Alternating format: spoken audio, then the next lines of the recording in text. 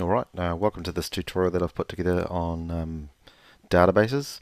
This is in line with Unit Standard 2786, but a lot of the skills here will be a good starting point for you to begin learning about how to use databases, and in particular Microsoft Access. So in terms of this particular standard, you're going to be given a brief or a problem which has got requirements that you need to fulfill in order to solve the problem. It does require a little bit of planning, but it's actually pretty manageable. It's not like some of the other assessments that we might do this year. For this one here, we need to be able to identify a couple of key things about the advantages of and disadvantages of databases being paper-based or computer-based, and then talk about some of the features that we might come across with this particular computerized database. So this is the preamble, or the stuff before the actual things that you need to do. So the first thing that we're going to be able to do is plan a database to solve the problem. As part of the evidence that you need to provide, you need to select one particular type of database model that we're going to use. So here at Boys High, we're just going to be using a flat file database, and that relates to a single table that's unlinked to any of the other tables that we might try and create. There are other different types of databases that you might get into in level 3, but at this level, I think for introductory databases, a flat file database is going to be fine. So in terms of the plan, you'd simply need to state that you're creating a flat file database, and then you need to be able to talk about what is the purpose of the database. So that will depend on the problem that's being provided to you. So it could be along the lines of computerizing some kind of records, and then performing a bunch of questions on the given data so that you can help the customer or client find out certain things. The main part of this is going to be actually creating the database and then evaluating to see whether the database has met the solution in terms of accuracy and fulfilled the different requirements. So the next thing is that you're going to actually create a database, and as part of making a database, you'll create things called fields, and these fields will be given certain characteristics such as how big the text that might go into that field might be, the kind of information it be expected to store, which is called data types, and other bits and pieces as well that makes the database more meaningful. Some of the things that we're going to be trying to do is to actually test records to make sure that the setups that we've done in the previous step are working correctly. So for instance, if we said that we'd like to have somebody's height plugged in, we wouldn't want somebody's height to be showing as say 3 meters because of a data entry mistake. And that kind of bleeds into things to do with accuracy and data integrity. So that's about making sure that what we enter is being entered accurately, but also that if we do things like sorting information around, or if we delete a particular record, that it doesn't corrupt any of the other existing data. The readability and presentation of a database is to do with when we do printouts, we want to make sure it's nice and clear and that the information we're trying to present can make sense to the end user. And then lastly, this is where we actually will make the database. So you're going to be expected to go through and add additional records, delete some records, update or amend some existing records by say changing some of the information that's being stored. This next part is to do with checking to see that what is in the database matches say a printed source of information. So that's things like if we give you a paper-based printout and an electronic version, you might need to be able to hunt through and try and find some errors that have been probably made fairly obvious in terms of maybe spelling or dates, etc., or numbers that are just really out of keeping with everything else in the database. Other things that you need to be able to do is to be able to sort the information so that it meets certain requirements. So it might be sorted by somebody's name in ascending order or descending order, or sort the numbers biggest to smallest. And there are some examples here, so either sorting by alphabet or by numbers. And then lastly, the big part of this is to make sure that you can actually query the database. That's about where you ask questions of the database to have things returned that meet set criteria. That's pretty much the outline of the standard. It is an expiring standard, however, new standards that come along will pretty much cover much the same stuff. So when we're starting to begin with this, we're going to be looking at using Access as our database, and we'll just go ahead and open this from the desktop. Now my database may look a little bit different from yours in terms of Access just because of the versions that we've got, but it's going to be fairly similar. So the first thing that we're going to do is just going to go through and have a little look at some of the templates. So we're always going to start with a blank database, but just be aware that there are lots of already pre-made templates that are actually very helpful, and you can see some of the powerful structures and things that people have actually created previously. So if you're wanting to maybe do things like starting a contacts database, there's actually one with lots of pre-made buttons and setups, etc., that you wouldn't need to make yourself. But as I say, we're going to be working with a blank database. When we come in here, we'll give it a name so that we can find it. Save this into, say, your K drive or your network folder so you can find this nice and easily. And in this case here, I'm going to go call this database a Beams database, which is some sample data that I've got. So when we go and open up Access, this is what you'll be presented with. It's one of those programs that it's not that intuitive or easy to figure out how to kind of use, like some programs are. But it's a little bit like spreadsheets in the fact that you have like a grid system, and this is a cell. Each of these cells will be formed on a single line, and this line would be referred to as a record. So a record is a complete set of information about a particular thing, and each one of these vertical items that you can see here are called fields. So these fields are individual characteristics. So for instance, if it was about a person, you might have a field that relates to the person's name, and over here you might have a field that relates to their height and their weight and their address. All of these information bits combined will form a record, which is like a grouping of information about this person. Now all of this information is stored within a table. It's one of our Access objects that you can see over here, and it's kind of the building block for all the things that we're going to do in a database. So a table is a really important structure, as I mentioned earlier. So for a flat file database, we're just going to have tables. There might be multiple, but they won't be linked or related in any way. When you start getting into higher level databases, those some of these tables and these fields will be linked together to create relationships between them. But for a flat file, we'll just be creating one, possibly two tables, but they won't be linked in any way. So there's a few ways in which we can go about setting up a database table. We could start from the beginning and actually begin typing in directly. We could also choose to import some data that's maybe pre-made. So I'll start with the first situation, and then I'll begin again shortly. So the first thing that we're going to do in here is actually go and set the table up to show what kind of fields we'd like to set up, and then what are some of those characteristics. So at the top here we could simply go through and allocate what kind of data we're expecting to have in here, or we could go through, simply begin typing things in, and it will probably revert to being the likes of a short text field, which is the default. So this is not probably the best way to do things. The way that I like to do things is actually come into the design of the table and actually go through and do things in a little bit more detail. So in this case I'm going to close out of this particular table. You're going to hear quite a few of those, that noise, as it indicates that we can't edit things because of the fact that we've actually got tables potentially still open. At the moment we can't see any of the tables here. We sometimes need to open up the likes of some of these tables or these Access objects, and this will link to some of the things that we're going to be looking to create. At the moment it's showing us all Access objects. At the moment none of them are showing, so we're just going to go and create a brand new table here. You can do it from the existing table that might have been open. Okay, and there you go, this table's come back up. So the first object that we're going to deal with is going to be a table. So what I like to do is to come into the fields area here and then go into this little set square. At the moment we're in view mode. We're viewing how the table's been set up. Sorry, not set up, or how we can actually plug the information in. If we come to this little drop down list here, you can actually go into something called Design View. Design View is available to lots of different things that we're going to do through this topic. So the Design View allows us to go through, and in this first case we're going to give it a descriptive name. So one of the formats that we'd like to probably use here is to give this a name, and then we're going to put your student name directly after this. And the reason for that is that when we go to try and print things off, it's not very easy to go put your names in headers. By putting your name as the table, it means that any printouts will then have this name showing in the header.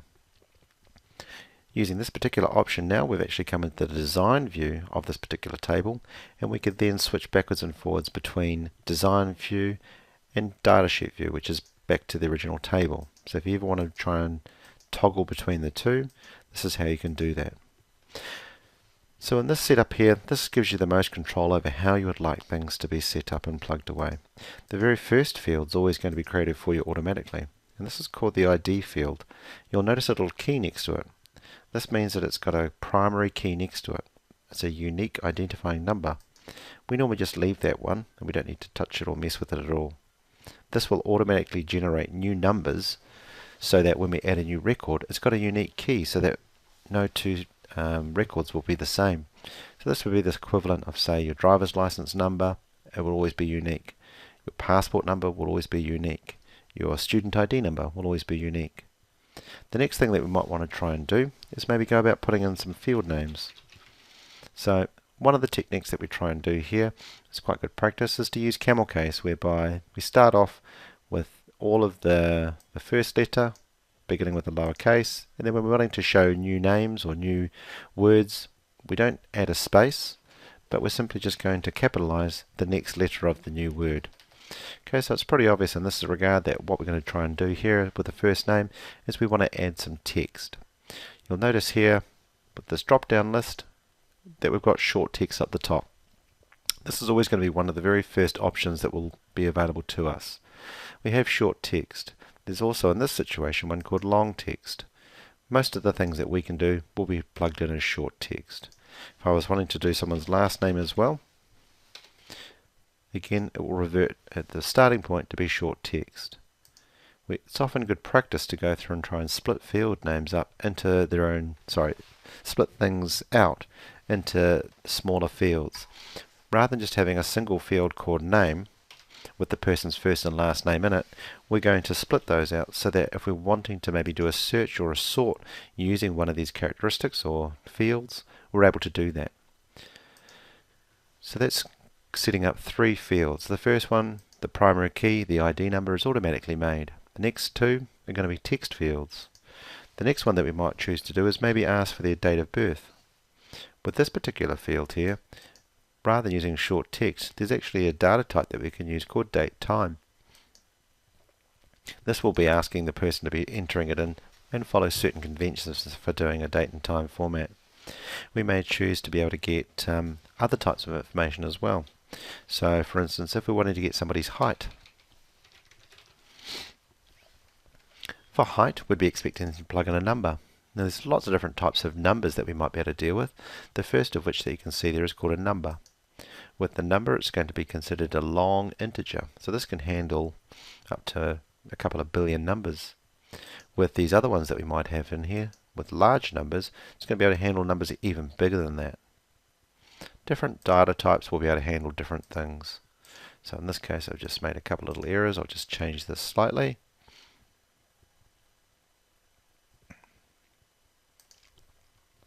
Okay, so for a person's height, I've actually selected number.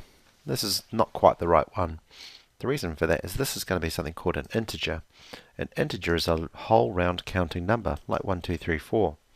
If we're wanting to try and put in a number that has a decimal number, such as what is the height in meters, that would be a bit confusing. We'd get a bit confused, so it'll type in, say, 1.75 meters, and it's going to choose to round it up to the nearest whole round counting number. So it would be stored as 2. So rather than storing that as a number, we're going to use one of these other different types of data.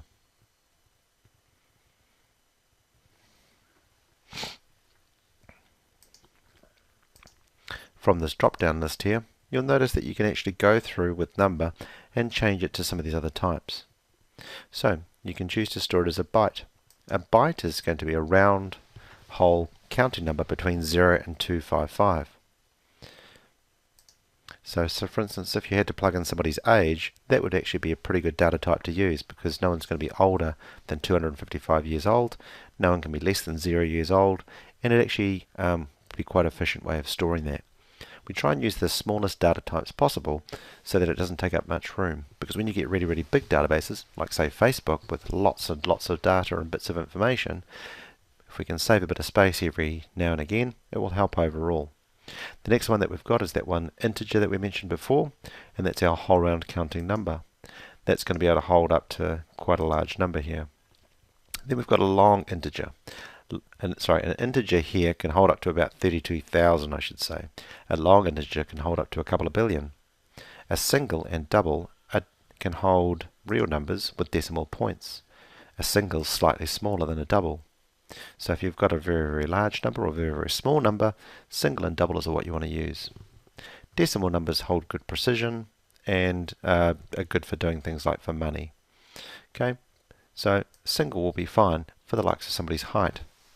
If I'm wanting to maybe work with somebody's eye colour, there's only so many different eye colours that we've got available to maybe select from. So from this drop down list, you've got an item here called a lookup wizard. We can actually go through and assign the different types of values we want people to be able to type in. So for instance, we could think about some eye colours that people might choose to select.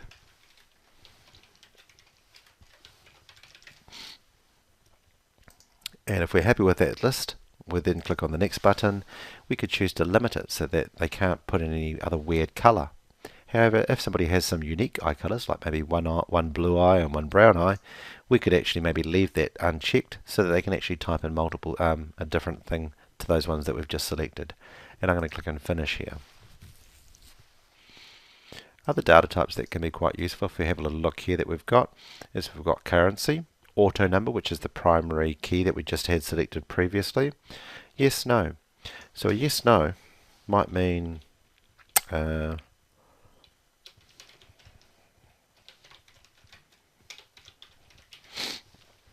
so a yes-no field or a true-false field only has one of two options. So for instance, if you went to the library and you actually had a book issued against your name, maybe there's a trigger which is actually going to show that you have a book out or not out, depending on your scenario. Some of the other fields that might be quite useful, you can actually link pictures through the attachment item here. Some of these other ones you can actually perform calculations. So for instance, rather than actually trying to have the person type in their age manually, you could do a calculation based on somebody's date of birth and today's date. That goes a little bit beyond what we need you to try and learn at this level. So just be aware that there's all these amazing things that you can do with the likes of different data types. We'll just leave that one off to begin with. This is probably going to show you a pretty good spread in terms of things that you might be able to do. If you make a mistake in here, like at the moment I've got a field that I haven't named that I've kind of run out, and I've got some items over here, you can simply come over here, right click and choose to delete a row. Now each of these data types that you can see have these items down the bottom called properties. These properties can be adjusted. So for instance, for the person's first name, the default length or field size for this short text data type is 255 characters. Now most people's names are not going to be near that big. So what we might choose to do is just reduce the size of these down slightly. Say from 255 characters, maybe down to something a little bit more manageable, say 50. If you're wanting to have something longer than say 255 characters, you would need to go through and select the long text or memo option depending on the Access version that you have. In terms of date of birth, if we come down the bottom here, we can actually select the format of how you would like things plugged in. So whether it's going to be American-based settings or switching it so that it will show the month in a slightly different format, you select one of these options that best suit your needs. I tend to stick with the short date format. In terms of the number here, one of the things that it's still currently trying to do here, even though I've set up as single, in terms of decimal places, we may choose to try and force it to have always showing 2 decimal places. With eye color, you'll notice that, remember from before, how we set a certain number of possible choices up. There's actually another tab under here called Lookup, and if I click on that particular item, you'll see that we've got something called a combo box with a bunch of different values that the person can select from. If you're wanting to now add some more in there, you would just follow the similar format and potentially add some different options in here. So say we wanted to have someone with maybe purple eyes, if that was such a thing.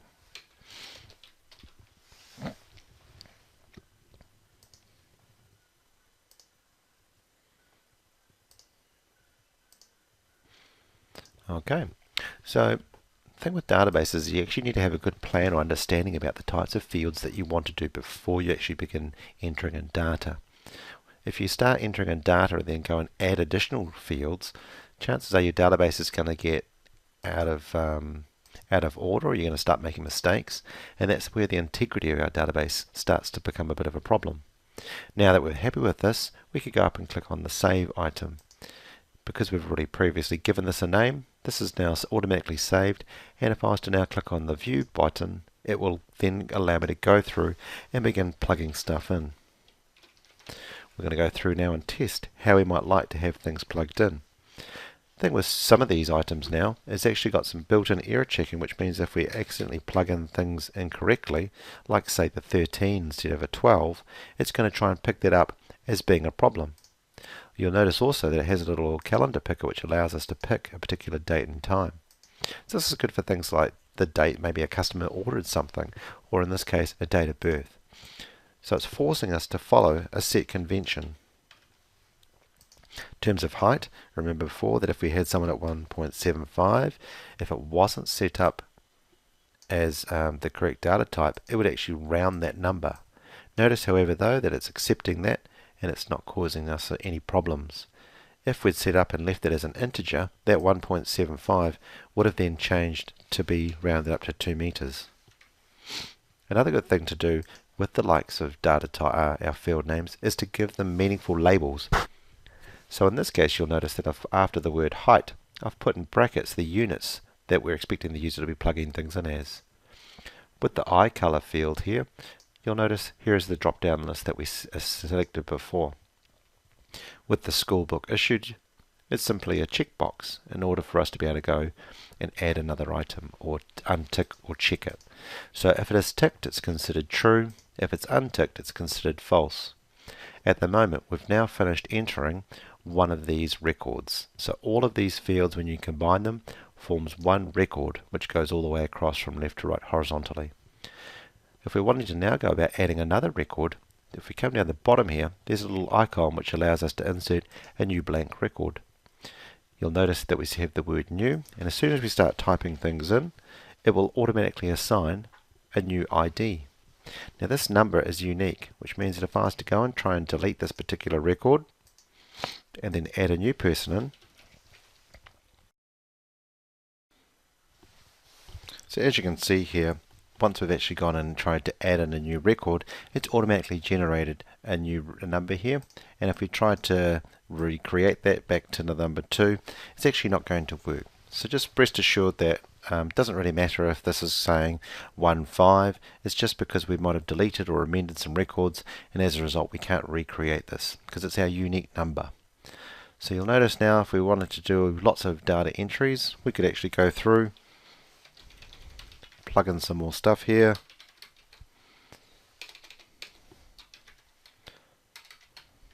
and plug in some more numbers, maybe put in some eye colors, say the things are in or out.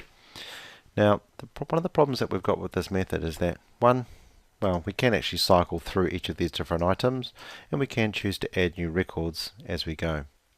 One of the issues that we have though is allowing people to go and enter information into the table directly is that someone who's maybe doesn't really know what they're doing could choose to actually delete different records out. In older versions you could actually delete out multiple records at a time. That could be a bit of a problem. I just push the delete key, said you're about to delete 2 records. So we want to try and limit that kind of issue or problem.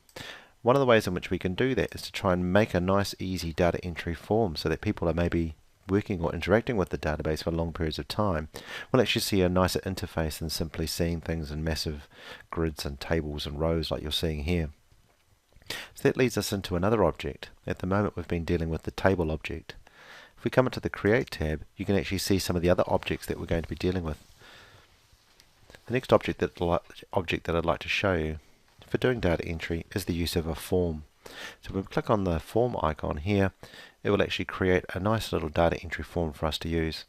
There's lots of different ways for us to be able to create a form. You can use the auto create form, you can design one using the fields already, you can start from the beginning, you can work through some form of wizard. At our level, the standard actually doesn't require us to work with a form, however it's still quite good practice to be able to enter all your information in using a field to help stop any data entry or accuracy problems.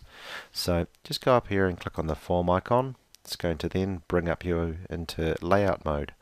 With layout mode, you're not ready to do any data entry just yet. This is actually where you can grab fields and you can drag them and move them around. Just being a little bit careful here, I've actually created a couple of little blank areas that might be a little bit distracting to the user, so I'm going to select both of those, delete them out, and I'm ready to go. You'll notice because I've already set up the likes of my table in terms of the properties, here is the icon to do with our checkbox. It's going to be showing that it's either going to be ticked or unticked. If I'm wanting to now get into entering in the next person's record of information, I would come up across the top here, and then I'd go into Form View. Into Form View, I could now choose to come down the bottom, enter a new record, and you'll notice that when I go to type stuff in here now, it can be quite easy for us to go through and plug in things from here. Okay, so just start typing the G and it will pop up with this list, and then I can either choose to check or uncheck. So that's how we can go about using a form to go about plugging things in. If I was to click back on the table here, you won't actually see that last record of information coming through. And the reason for that is we need to save it and potentially close out of both the form and the table for those results to actually be forced through into the table. So let's go about doing that now. I'm going to go through and give this a name. You can use three-letter conventions like FRM for the likes of our forms, TBL for tables, QRY for queries, which we'll get to soon. Just helps you to know that when you're looking at something with the name of FRM, that it's actually to do with the form.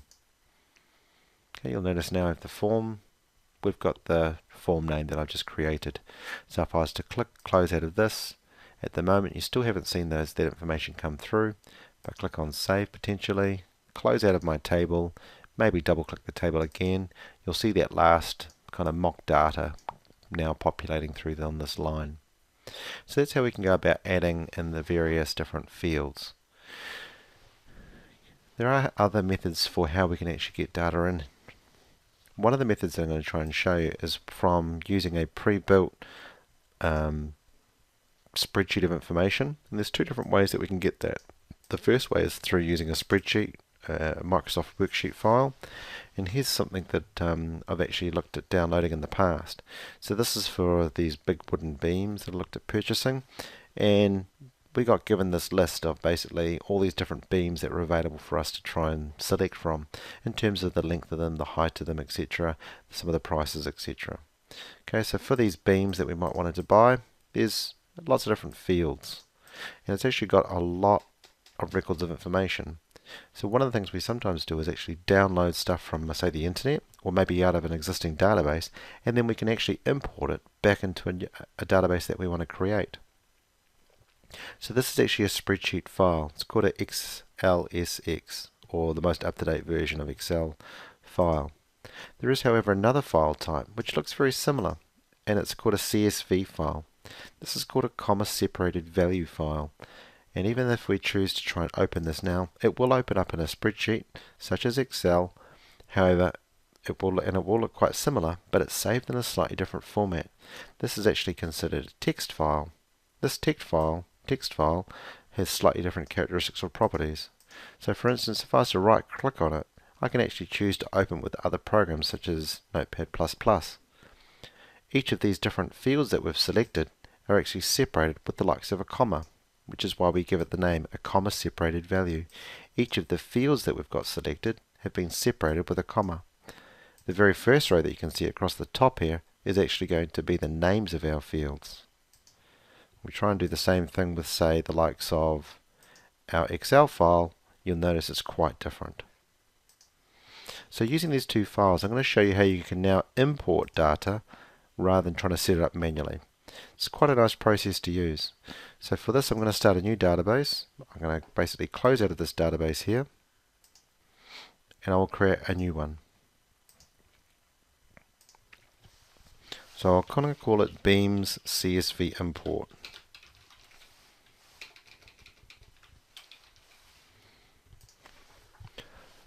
Alright, so what we're going to do here now is we're going to go up to the External Data tab.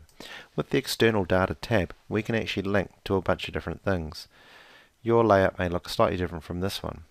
So the first one here that we're going to do is link to a text file, or our CSV file that I showed you previously.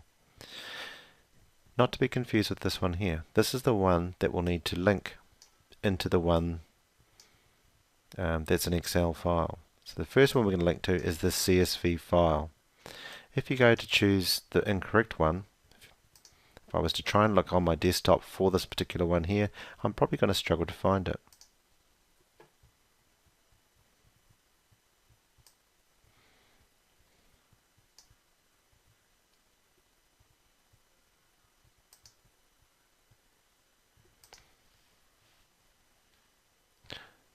Alright, so now that I've managed to find it, we're going to be looking at importing a text file, and you'll notice under the drop down list here, it's trying to find a TXT, a CSV, a TAB, or an ASC file, which is this particular file here. They look very similar. Okay, so the one that we're wanting to do here is going to be Beams CSV. This one here, the Beams XLS, is not actually showing up because it's not a CSV file. Okay, so I'm going to click on Save, and then I choose to import it.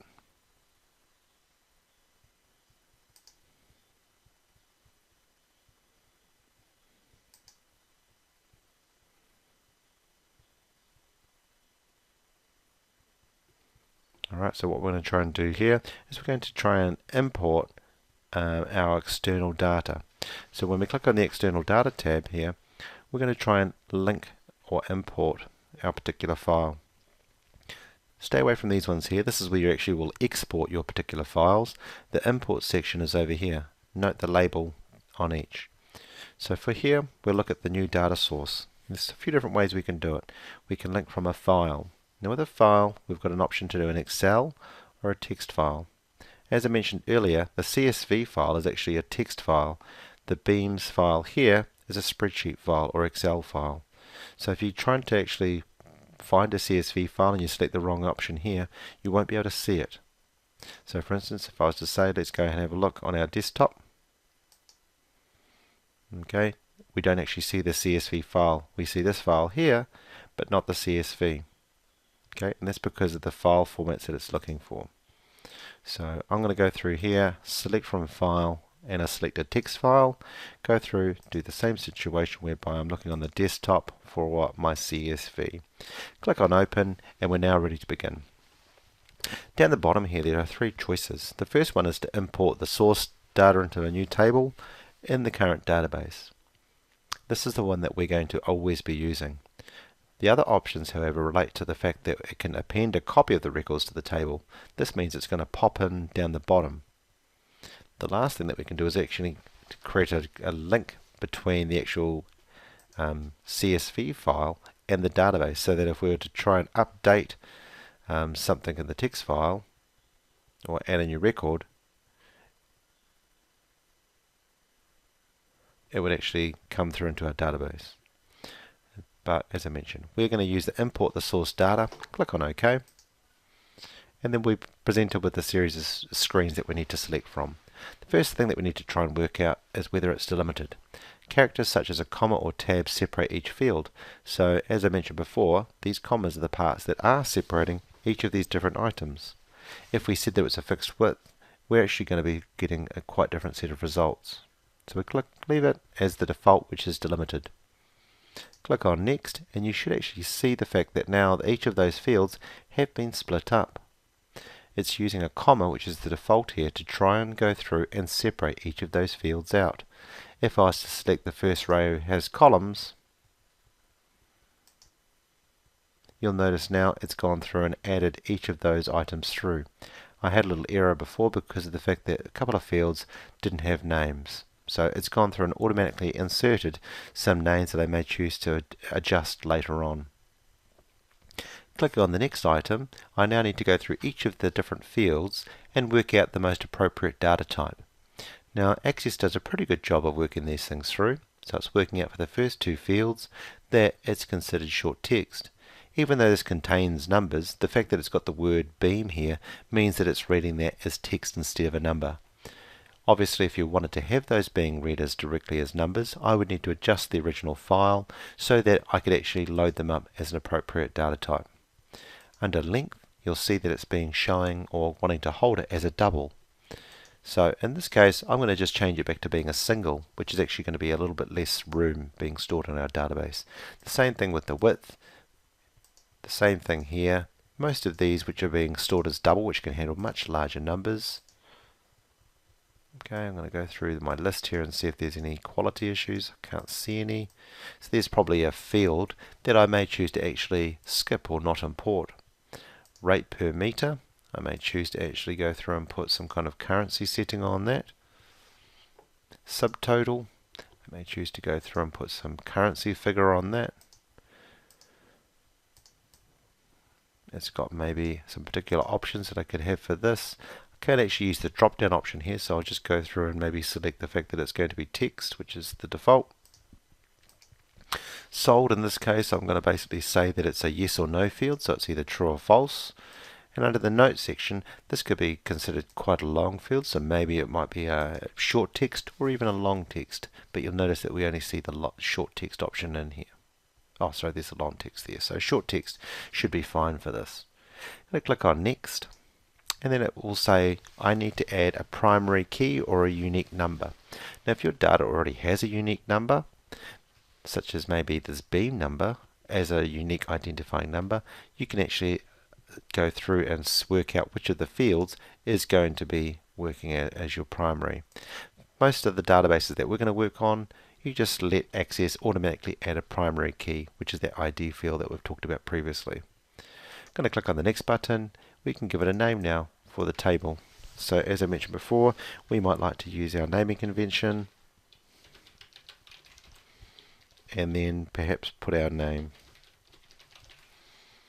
Okay, so I'll just check the spelling a little bit of that, poor typing. Okay, you can just leave everything else blank, click on finish. Another option that sometimes pops up is would you like to save these steps in case you want to do it again. I just always leave that unticked. Click on close, and now what's happened is we've actually got two different tables. The first table is just because the default Access one being appeared. I'm going to close out of that, and you'll notice that it disappears. When I double click on the tables now, there's all the information that we've imported through. So we're just checking to make sure everything happens okay, nicely. Okay, and got lots of this stuff popping through now. So at this point that I probably want to go through and just adjust some of those fields a wee bit more by putting on certain conditions, etc., like we've done in the past. So under here, I'm going to want to go through and adjust the design of it. So I can do things such as making fields required, so the person has to be able to type in something in order for this to actually work. And we can change the no to say yes, so they must always plug in this particular item. So at the moment, field 2, that was meant to be the location. So I'm going to change the name of this to location. That's where the item is being stored. For field 5, that's potentially the width of the beam. So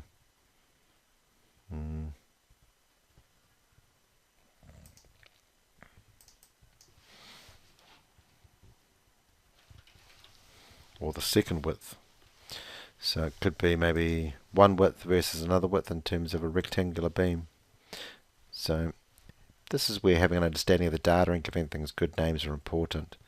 So at the moment we're expecting those to be singles. If you want them to be required, you can go through and then say basically whether required or not. One of the things that you can do is actually put something called a validation rule on. This helps to make sure the data integrity of your database is sound. So you can actually say that we're wanting certain items to be entered. It must meet a certain criteria. So for instance, we could say that the rate per meter, or cube I should say, needs to be less than, say, 3,000. So we can use basic math symbols to indicate that whatever they plug in must be less than 3,000. If they go and plug in a number, say, of 3,001 or even 3,000, we might decide to show some kind of message.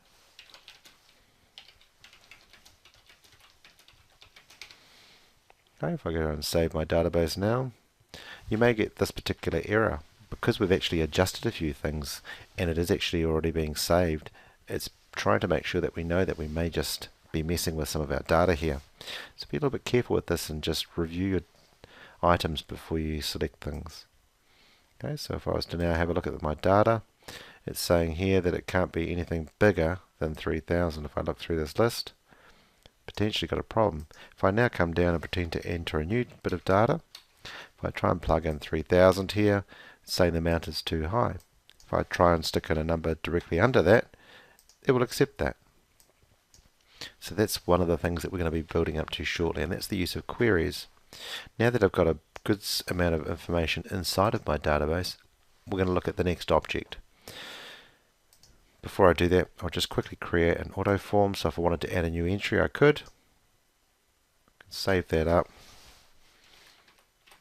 Change this to FRM. It's a form. You'll notice now if I want to add a new person's next beam that's been come into the yard, I can do so nice and easily.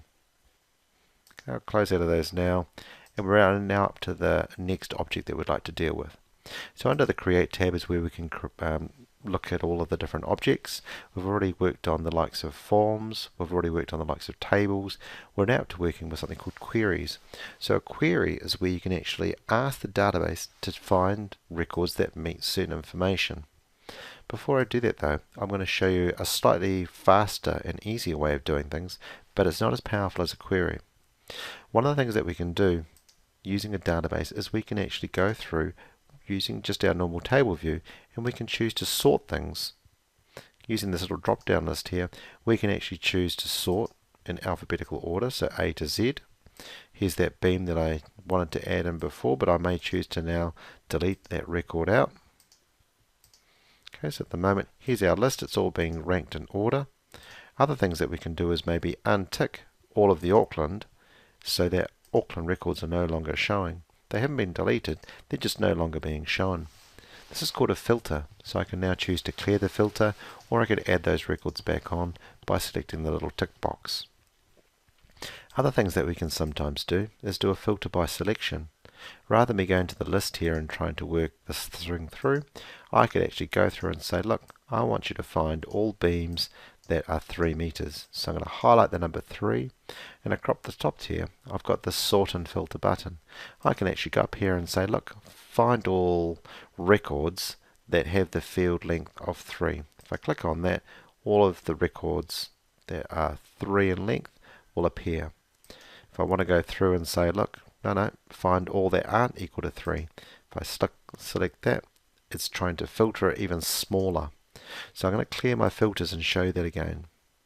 So under selection, find one that does not equal 3. That's actually now showing all the other records that aren't 3.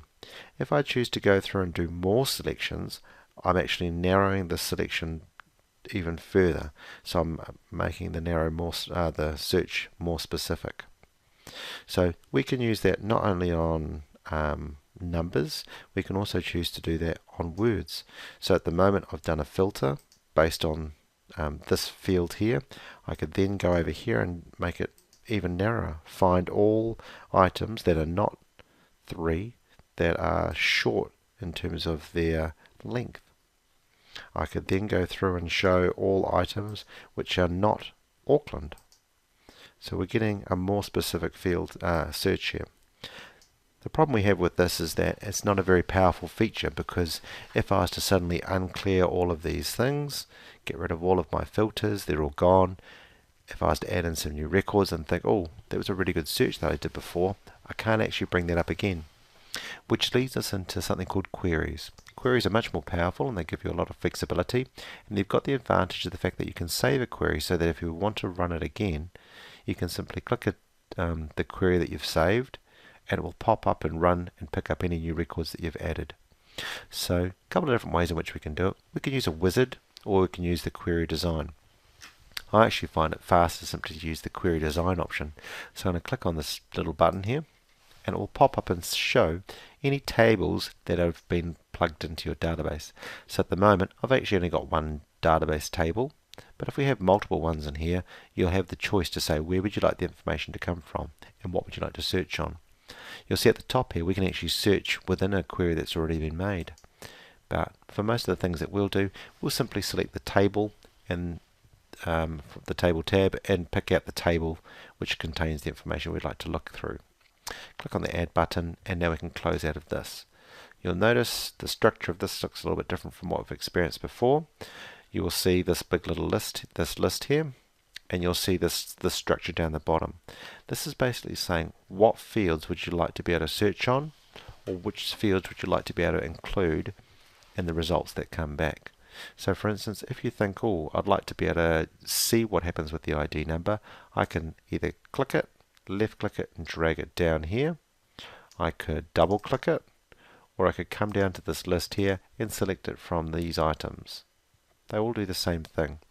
I find it fastest just double click and add them as needed. So in this case I'm going to pretty much add all of the different fields.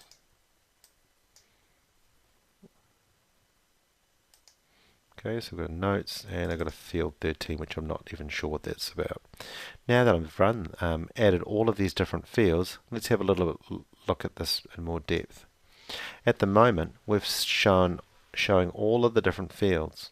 Up the top here, we've got the ability to run this query. If I click on the Run button now, it's going to return this query or run this query. It looks very similar to the table because I've included all of the fields.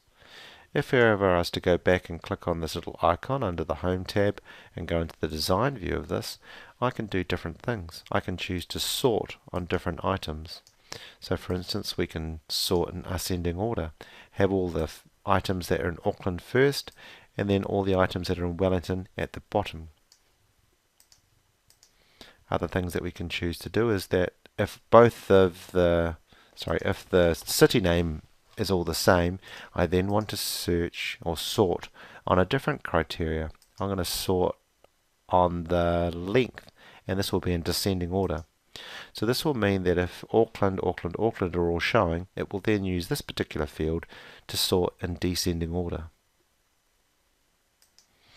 Other things that we can choose to do is we may choose to do the sort, and we may choose to find those particular results, but I may not want to actually show the fact that it's being held in Auckland, or I may choose to show that it's being sorted in descending order, but I don't want to show the length. So for instance, if I untick that box here now, click on the Run button, the length is now disappearing. I'm still using that particular field in terms of just sorting it in descending order, but I'm no longer showing it to the end user. After we've run this particular item, I'm just going to go through and show you now what this looks like as a printout. So queries don't particularly look that attractive. At the moment this is called query 1. We need to give it a more descriptive name. Okay, so we could call this Beams in Auckland, and that could be enough. However, one of the things that I'm going to get you to do is to go and put your name at the end. And the reason why we're going to do that will become obvious shortly. You'll notice over the left hand side we've actually got the name of this query and the person's name who created it. Okay, if I close out of those, okay, if I was to double click it, it's actually going to bring up that query, it's going to rerun it, and all that work that we did before is now being applied. One of the things that we can do with the likes of a query is potentially print out the results of it. Under the print, and if we look at print preview option, because we put our name at the top in the query, if this is the assessment that you're wanting to hand in, it's got your name information across the top there, as well as some other key criteria. Alright, so let's now take a little bit more of a look at the likes of queries. So we know that we can actually sort by particular fields, we can turn the visibility off of a field, but we've also got these other rows called criteria and or. What these mean is that we can actually search to see whether certain fields meet a scenario or bunch of criteria or not. So for instance, if we want to try and find all of the items that are in Auckland, we can come across the top there and type in what we'd like to find. It's similar to our earlier filtering that we did, but it is more powerful. You'll notice when I click away, it's actually put quotation marks around this word. That's because this is now called something called a string. Click on the Run button, and the only things that are being returned now is the likes of Auckland. you'll notice that I didn't put a capital letter for Auckland, and yet it was still being returned. That's because it's not case sensitive. Other things that you can do in here is that you might only know the starting point of a particular item. So for instance, there might be different places or names that maybe have a starting position of, say, AUK. If you're wanting to find all situations that maybe meet that criteria, you can use wildcards. So wildcard means anything that starts with the letters AUCK. We use the wildcard of an asterisk, which means that any terms that will begin with those items will be returned. So we'll look exactly the same as before. However, it's a little bit of a more broader search. Other things that we can do is we can find terms that maybe end in a particular item. So for instance, if I begin with a wildcard, this will find all items that finish in land. So for instance, if this said the North Island, this would actually be returned. Because Auckland finishes in land, it will also still be returned. Another thing that we can do is we can search to see if the text field contains a letter at all. So if I was to try and find all cities that had the letter A in it, we could try this one here. This is actually not going to work because this would need to find a city or a location that is A, and there is no such place. So what we do is we use the asterisk before and after the letter A, and this will find all locations that have a letter A anywhere in it. So for instance, Hamilton and Auckland both have the letter A at some point in the word. Click on Run, and both of these will now being returned. However, Wellington does not have the letter A in it, which is why you won't see those results. Other things that we can do is we can ask for multiple criteria to be met in order for it to be returned. We're now going to work on the length field. Under the length field, we can find particular beams over a certain length or under a certain length. I'm just going to remove that for a moment. Okay, so let's find all beams that are under, say, 5 meters.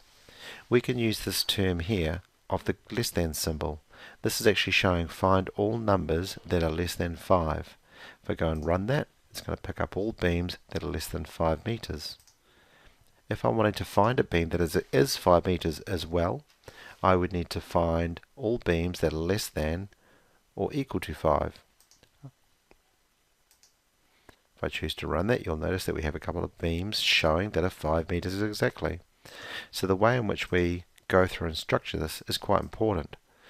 So the use of the equal symbol will show whether this is meant to be included or not. If I wanted to find all beams that were equal to 5, does that work? Yes, it does. This is finding all beams that are exactly 5. Now going back to our earlier situation, I'm going to go through and run 2 criteria. When I put them on the same line, in this case the criteria line, this will return all the beams that are stored in either a place that has the letter A in it, so say Hamilton and Auckland, and also meet this criteria, which is all beams that are less than or equal to 5. So it's narrowing the search down to be a bit more specific. Okay, so all of those, it has an A in it, and it also is under 5 meters. If, however, I was to try and split them onto different lines, it is becoming a broader search. It is actually going to find, in this case, any beams that are stored in a place that have the letter A in it, or are less than 5 meters. So in this case, we're probably going to be finding some beams that are less than 5 meters that are stored in Wellington. So if you split them onto different rows, it means that either of those criteria can be met and it will be returned. If they are on the same line, both of those criteria or multiple criteria must be met in order for it to be returned. That's an important distinction. Other things that we can use is we can use certain keywords. We can find all beams that are between a certain range. So find all beams that are between 4 and 5. So this will find beams that are 4, 4.5, 4.2 and up to 5 meters. If we go to run that now, look at the range in here.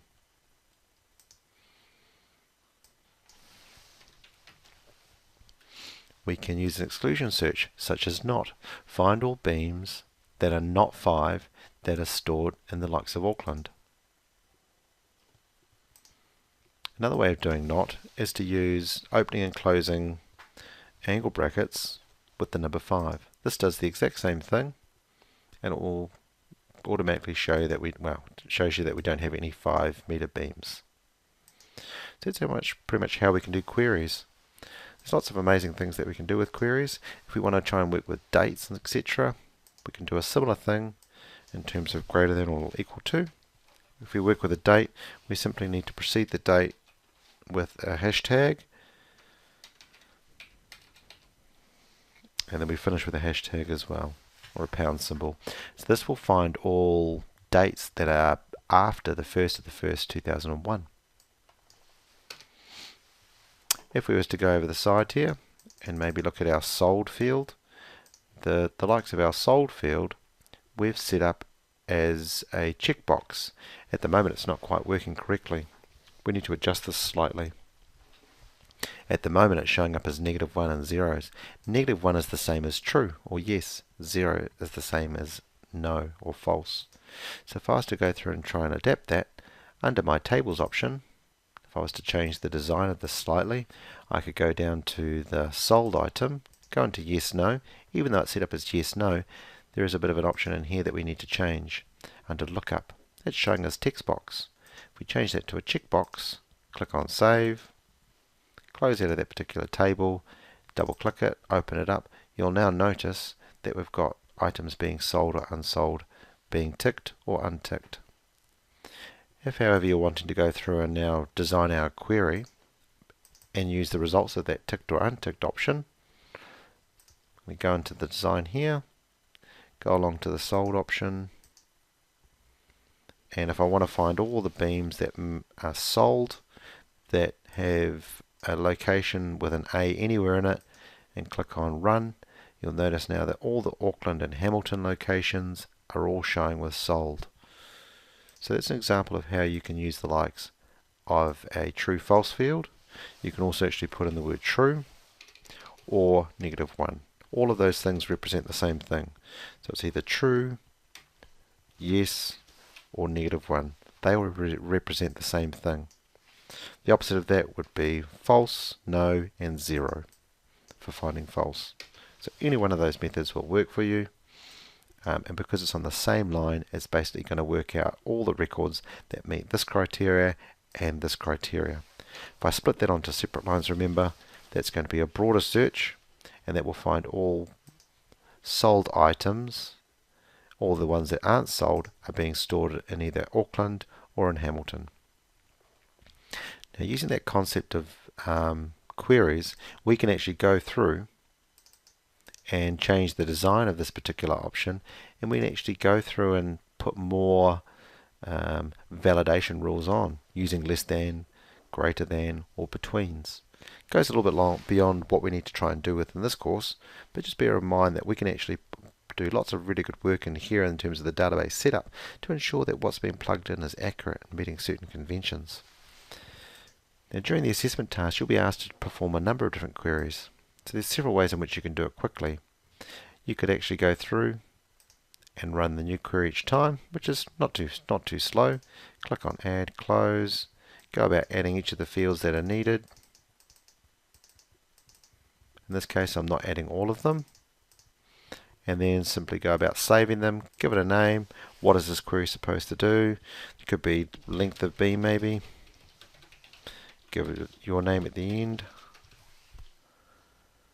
Click on OK. Perform the queries that are needed. So say find all beams that are less than 5 meters that have been sold. Okay, click on run. There's your results. Click on save. If we go and print this, print preview, here is the results of this now being shown. Problem that we sometimes have is printing.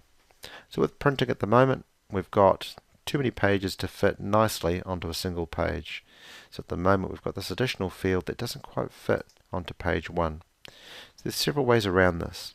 The most easiest way around this is to go at the top here and click on the landscape option. That'll make it nice and wide. What if, however, you had this big long query from previous that had too many fields? Okay, so under the file print option, have a little look at this one. Even after switching it into landscape mode, it's probably going to be too wide. Next option that I would try and do is to actually resize the width of some of these columns, which are actually quite wide. So I can come at the top here, in between each of these, which is very similar to spreadsheets, and I could make them just a bit narrower. Okay, so I'm just left clicking, I'm just dragging those across. Okay, not wanting to cut any information off, but probably we've got enough room to go through and make them quite a lot smaller. Got this particular field here that I may choose to actually remove or delete. If I can't do that from the particular query, I may need to go through and change the design of it and just remove that one because I don't need it. I'm going to delete it. If I click above it, by the looks of things, I could then probably push the delete key to remove it. Okay, so now that I've got that, it needs to be a little bit wider. Okay, if I go to try and print preview it again, maybe that's helping a little bit. Maybe it's still not quite wide enough. In actual fact, that's made everything fit. It's still quite tall because of the fact that it has got lots of pages, but if resizing it, each of the columns and changing it to landscape doesn't help, other things that you can do is maybe reduce the size of the margins a wee bit. Wouldn't recommend going to narrow because we actually do lose the likes of our name from the header. But we could actually go through and maybe adjust some of the things in terms of page setup. We could manually bring down some of the margins so that it's a little bit closer to the very edge. So for instance, from the left and the right, maybe by just adjusting those slightly, it allows us to maybe squeeze things in a bit better. Then when we click on the print button, that'll send through the printer and you'll actually be able to see this information all printed out in terms of assessment for this particular query. Alright, so that's us actually importing the likes of a CSV. I'm now going to do the same thing with the likes of an Excel file. Okay, so using a similar situation, I'm going to get the external data. I'm going to go over here, I'm going to link from file, and this time I'm going to link to an Excel file. I'm going to go through, click on browse, look at my desktop, pick up the Excel file. Notice that the CSV is no longer shown there. Click on Beams, click on Open, and follow much the same format as we had from before. It is showing that same error with the fact that it didn't have appropriate names for all my fields. Click on OK. You'll notice that it has actually added some of those in there automatically. In this case, it's picked up that the first row does automatically contain column headings, which is a good thing. Same thing, if I click through each of these, it's picking up the fact that some are short text, some are considered doubles, quantity, short text perhaps, seem to have quality. That field there, I choose to skip it. I think that's what I did last time. The rate per meters, I think I chose currency last time. Subtotal, I think I chose as currency last time. Length category was text. Sold, I think we were going to say that was going to be considered a yes or no field. The note section was considered to be short text as well. We'll let Access automatically add a primary key. Click on Next. Give it the table name, similar to before. Click on Finish. Click Close. And this situation here has actually brought up the fact that we've got some import errors. Didn't do that in the existing one that we did was to do with CSV. So when we double click on this particular one here,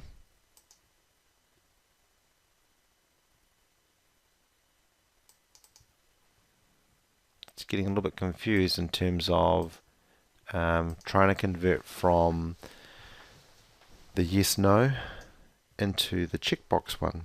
So if I double click on the field, you'll notice over here all of my sold fields are now not showing as yes or no's, or ones or negative ones and zeros. So this is a good example of our data now being corrupted. This data does not match what it needs to from the actual original text file. So I'm going to try and close out of this and see if I can maybe tidy things up a little bit and see if I can overcome those errors from before.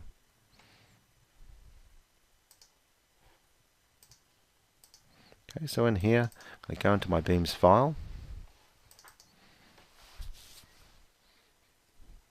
and I'm going to go through and overcome my first issue, which is the fact that it was needing to show as location as a field name.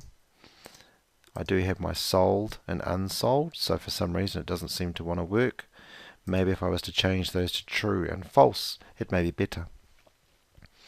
I'll try and resave that and see if that helps, or whether I get the same problem as before.